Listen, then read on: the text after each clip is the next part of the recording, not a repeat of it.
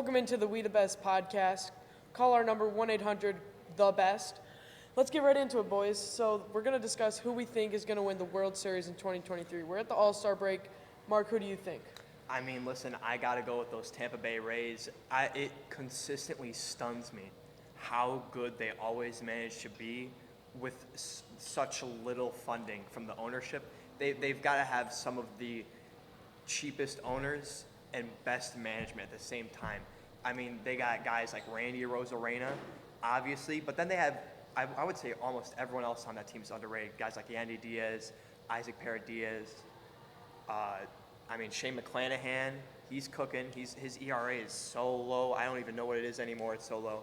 I can't bet against them.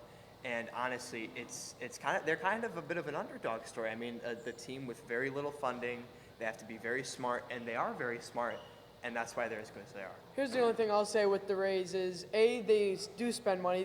They signed Wander Franco to over a $100 million contract. They're like bottom 10 in the league. Plus, McClanahan is injured right now. He's on the IL. And that's why I'm taking another Southern team, the Braves. They got Spencer Strider balling out. Max Fried's going crazy. Acuna's on pace for a 60-40 season, steals and home runs. I just don't think that there's a way in a best-of-7 series anybody's able to stop them. And just the way that they play ball, the home crowd advantage that they'll get in Atlanta too, I just think that's unbeatable. How about you, Alan? We're going to Texas for this one. The Texas Rangers, in my opinion, are the team to beat in the AL.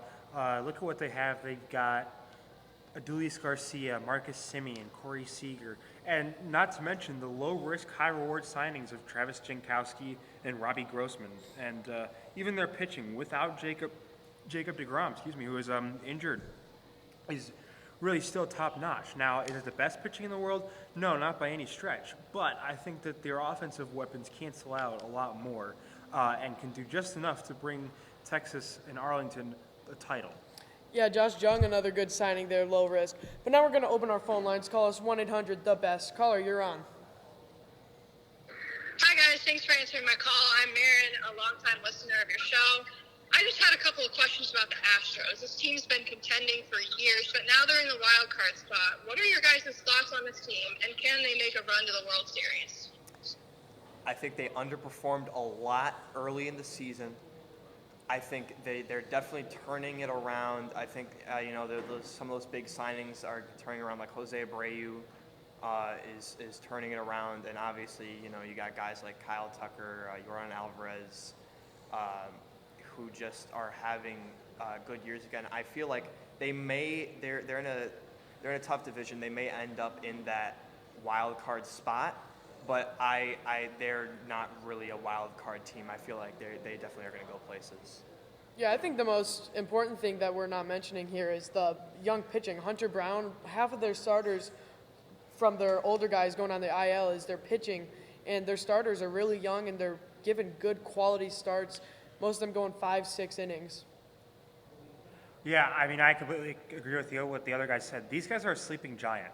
If the Astros didn't start out so slow to begin the season, they would be, in my opinion, either close to, if not overtaking the Rangers for first place right now. This is a team that is going to be underseeded, in my opinion. They could be only a 4 or 5 ranked team, but they have a legitimate shot to not only making the ALCS, but making the World Series and maybe even winning it. Yeah, this is also a team that made the ALCS about the 6 past years since 2017. Every year they've made it either World Series or ALCS, so I think that experience helps with some new guys. Jose Abreu hasn't been to the World Series yet, but hopefully he'll get there.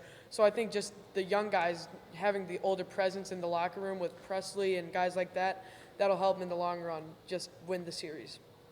Yeah, as long as you keep them away from any trash cans, I feel like they'll definitely go places. And buzzers. Uh-oh. Anything like that. Thanks for calling in. We're going to wrap it up here. We're the best podcast ever. Call us next time at 1-800-THE-BEST. Bye-bye. Bye.